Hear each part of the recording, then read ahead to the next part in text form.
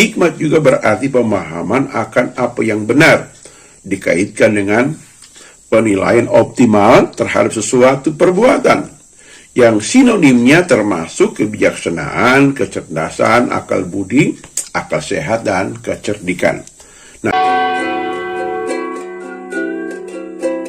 CHM memberitakan Injil Kerajaan Surga, memulihkan, menyembuhkan, memuridkan. Like, subscribe, dan bunyikan lonceng. Salam, salam sejahtera bagi kita semua bersama saya, Pendeta Dr. Christopher Hukubun, datang menyapa kita semua dengan firman Tuhan di kesempatan ini. Mari kita berdoa. Bapa, dalam nama Yesus, beri kami hikmat pengertian untuk kami dapat memahami firman Tuhan di hari ini. Bukan hanya memahami, tapi firman itu menjamah, merubah hidup kami, sehingga kami menjadi suratan Kristus yang terbuka bagi semua orang, dan hidup kami diberkati oleh Tuhan. Dalam nama Yesus. Amin. Bacaan firman Tuhan di kesempatan ini dalam Yakobus pasal 1 ayat yang kelima. Tetapi apabila di antara kamu ada yang kekurangan hikmat, hendaklah ia memintakannya kepada Allah, yang memberikan kepada semua orang dengan murah hati dan dengan tidak membangkit-bangkit, maka hal itu akan diberikannya kepadanya. Amin. Demikian pembacaan firman Tuhan. Kekasih Tuhan, tema hari ini kita berbicara tentang hikmat Allah yang memberikan kepada kita solusi kehidupan. Dari bacaan tadi kita akan mengerti apa itu hikmat, saudara. Manusia memerlukan hikmat untuk menemukan atau memecahkan masalah yang sementara dihadapi. Nah, hikmat itu ada dua jenis, saudaraku. Ada hikmat Allah dan ada hikmat duniawi. Karena itu kita akan pelajari di kesempatan ini dan kita bisa menyimak sama-sama, saudara. Kita lihat yang pertama tentang apa pengertian hikmat. Hikmat dalam bahasa Yunani, karena Alkitab kita dalam perjanjian baru ditulis dalam bahasa Yunani, maka kita melihat ada kata Sophia. Ditulisnya Sophia, Sophia, saudaraku. Nah, Sophia itu artinya bahwa kebijaksanaan, wawasan, keterampilan dari manusia atau dari Tuhan ilahi, kecerdasan. Asal dari kata sopos artinya kebijaksanaan lebih tinggi atau lebih rendah, duniawi atau spiritual, saudaraku. Jadi itu pengertian dari hikmat menurut bahasa Yunani. Menurut bahasa Inggris disebut sebagai kata wisdom. Wisdom adalah suatu pengertian dan pemahaman yang dalam mengenai orang, barang, kejadian, atau situasi yang menghasilkan kemampuan untuk menerapkan persepsi, penilaian, perbuatan sesuai dengan pengertian tersebut. Seringkali membutuhkan penguasaan reaksi emosional seseorang, supaya prinsip pertimbangan dan pengetahuan secara universal dapat menentukan tindakan seorang. Hikmat juga berarti pemahaman akan apa yang benar, dikaitkan dengan penilaian optimal terhadap sesuatu perbuatan, yang sinonimnya termasuk kebijaksanaan, kecerdasan, akal budi, akal sehat, dan kecerdikan. Nah, itulah disebut sebagai pengertian daripada hikmat. Nah, kekasih Tuhan yang kedua adalah sumber hikmat. Sumber hikmat itu yang saya pelajari di sini ada 3. Yang pertama dari kitab suci. Kitab suci kita disebut Alkitab. Yang kedua dari Tuhan, saudaraku. Tuhan yang kita sembah, dia sebagai sumber hikmat. Yang ketiga dari pengalaman orang-orang yang terpelajar, yang sudah pernah mempelajari, yang sudah pernah menemukan, dan mereka ada menulis buku, menulis berbagai catatan, sehingga kita tinggal mempelajarinya. Jadi ada 3 sumber. Yang pertama kitab suci, yang kedua dari Tuhan, yang ketiga dari pengalaman orang-orang yang amat terpelajar. Kita lihat yang ketiga adalah perbedaan hikmat surgawi dan hikmat duniawi, saudara. hikmat duniawi itu apa dan hikmat surgawi itu apa. Kita nggak bisa samakan hikmat semuanya sama, tidak, saudara, ya. Karena hikmat duniawi bersumber dari hal-hal duniawi, saudaraku, dan hikmat surgawi bersumber hal-hal surgawi. Kita baca Yakobus pasal 3 di ayat yang ke-14 sampai 16, bunyi firman Tuhan seperti ini. Jika kamu menaruh perasaan iri hati dan kamu mementingkan diri sendiri, janganlah kamu memegahkan diri dan janganlah kamu berdusta melawan kebenaran. Itu bukanlah hikmat dari atas atau dari surga, tetapi dari dunia, dari nafsu manusia, dari setan. Sebab di mana ada iri hati dan kepentingan diri sendiri, di situ ada kekacauan dan segala macam perbuatan jahat.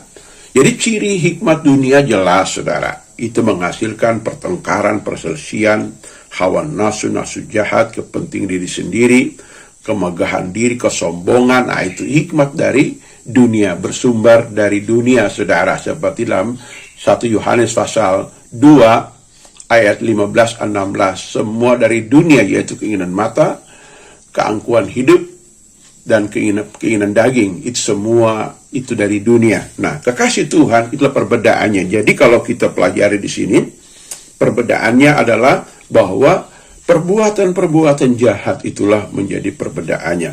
Sementara hikmat dari atas, dari surga adalah di dalam Yakobus pasal 3 ayat 17 dan 18 berbunyi, tetapi hikmat dari atas atau dari surga adalah pertama-tama, satu, murni. Yang kedua, penuh belas kasihan. Yang ketiga, buah-buah yang baik. Yang keempat, tidak memihak. Dan yang kelima, tidak munafik. Dan buah yang terdiri dari kebenaran ditaburkan dalam damai untuk mereka yang mengadakan damai. Itulah ciri hikmat dari surga. Jadi, jelas ya perbedaannya, saudara, hikmat Allah dan hikmat dunia. Poin yang ketiga adalah manfaat hikmat. Manfaat yang pertama adalah memberi solusi kepada kita di tengah masa sulit atau kesukaran pribadi, kesukaran keluarga, kesukaran suatu pelayanan, kesukaran suatu pekerjaan, atau kesukaran suatu kepemimpinan, saudara. Setiap kesukaran kita butuh hikmat memberi solusi. Yang kedua, untuk mengambil keputusan, saudaraku, ya, pengambil keputusan. Kalau hikmat Allah kita gunakan untuk mengambil keputusan, pasti benar, pasti baik, saudara. Yang ketiga, untuk mengajar orang lain. Yang keempat, ya, untuk kita menghasilkan buah-buah kebenaran dalam diri kita. Ya, karena kita nggak bisa menggunakan kebenaran diri sendiri. Yang kelima, untuk kita mendapatkan atau memperoleh akal budi, saudara. Ya. Yang keenam adalah buah hidup dalam kemurnian hidup dan bisa menasihati orang. Yang ketujuh dan yang kedelapan, membangun moral yang baik, saudara, mencintai kekudusan, kebenaran, melakukan hukum-hukum Tuhan, hukum moral, hukum kebenaran, kita bisa lakukan dengan baik karena hikmat. Lalu yang ketujuh, bisa menasihati orang lain. Ya, kita sebagai orang tua menasihati anak-anak, atau kita sebagai pendeta menasihati jemaat, atau kita sebagai seorang konselor menasihati klien kita, saudara, dan kita sebagai pemimpin kita menasihati ayah setiap karyawan ya atau bawahan kita. Yang kedelapan adalah membangun moral yang baik, saudara, ya. Maksudnya ya, moral yang baik, kita sangat menjunjung tinggi nilai moral, ya. Nggak boleh kita kelabui. Ingat, mata Tuhan menjelajah di seluruh bumi untuk melihat setiap perbuatan kita. Mari miliki takut akan Tuhan. Yang kesembilan, untuk kita memiliki jiwa seni dan terampil melakukan suatu pekerjaan atau dalam hal-hal yang istimewa yang lain, saudaraku. Dan yang ke-10, memberikan pencerahan kepada kita semua atau orang lain, saudara. Jadi, saudara, kita kejar hikmat Tuhan ini luar biasa, saudaraku, ya. Jadi, kita lihat, saudara, inilah disebutkan sebagai ya hikmat, saudara. Nah, poin yang keempat, bagaimana kita memperoleh hikmat. Yang pertama, diajar oleh orang tua. Nah, seperti dalam Amsal pasal 4, ayat 3 sampai ayat yang ke-6 berbunyi, Karena ketika aku masih lemah, aku masih tinggal di rumah ayahku sebagai anak lemah dan sebagai anak tunggal bagi ibuku. Aku diajari ayahku, katanya kepadaku, biarlah hatimu memegang perkataanku, berpeganglah pada petunjuk-petunjukku, maka engkau akan hidup. Perolehlah hikmat, peroleh pengertian, jangan lupa, dan jangan menyimpang dari perkataan mulutku. Janganlah meninggalkan hikmat itu, maka engkau akan dipelihara, kasihilah dia, maka engkau akan dijaganya. Nah, kekasih Tuhan, jadi kita diajar oleh orang tua kita, jadi kita nggak boleh hidup hawa nafsu, atau apalagi hikmat dunia, apalagi hikmat setan-setan, saudara. Kita harus hidup dalam hikmat Allah. Itu orang tua yang baik, yang bertanggung jawab, mendidik, mengajar anaknya. Jangan kita sebagai orang tua menterlantarkan anak sejak usia bayi sampai besar, nggak pernah beri nasihat, nggak pernah mendoakan, nggak pernah menolong mereka. Ya, kasihan banget ya anak-anak model itu, saudara.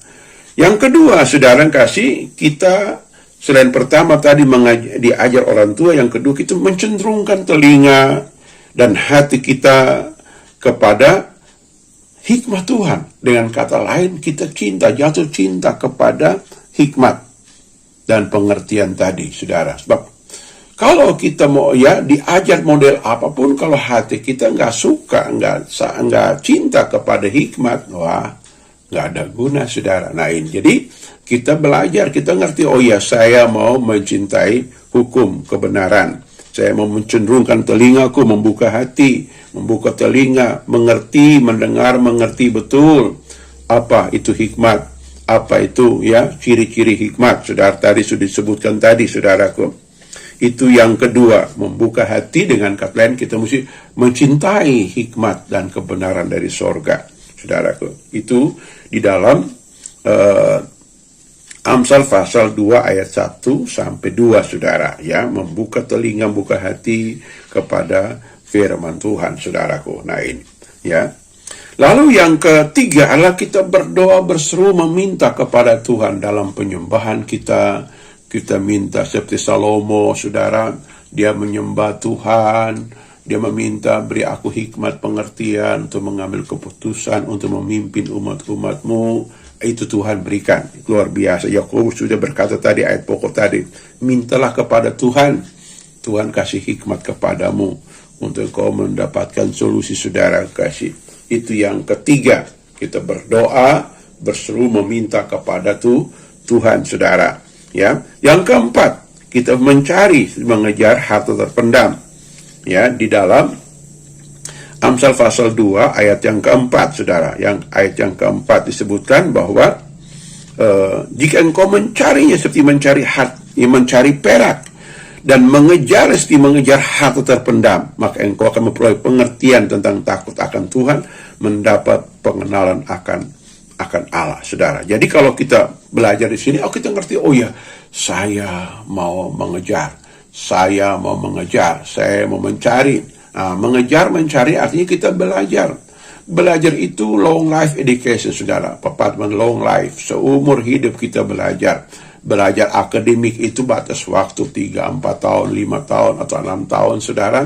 Tetapi belajar itu seumur hidup. Kita belajar, kita membaca kitab suci, kita mendapatkan hal-hal seperti itu. Terakhir, yang kelima, kesimpulan. Jangan takut kita menghadapi kesusahan. Itu pertama, saudara. Semua orang sepanjang sejarah, dengar, setiap orang ada musimnya, setiap musim ada orangnya.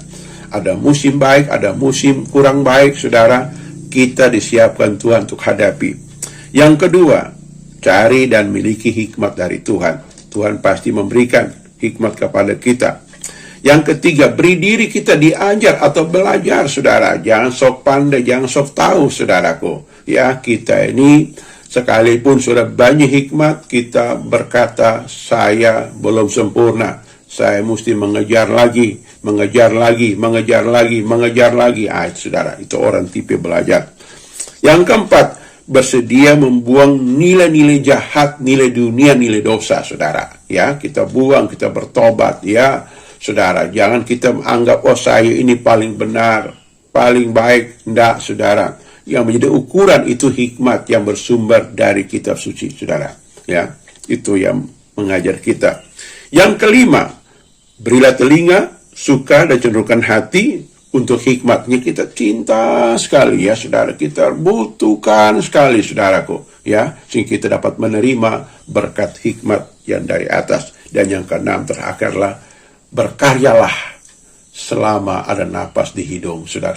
Selama jantung masih berdenyut, selama nadi masih bekerja, berkaryalah demi masa depan, demi keluarga kita, demi banyak orang. Tuhan memberkati kita semua. Amin.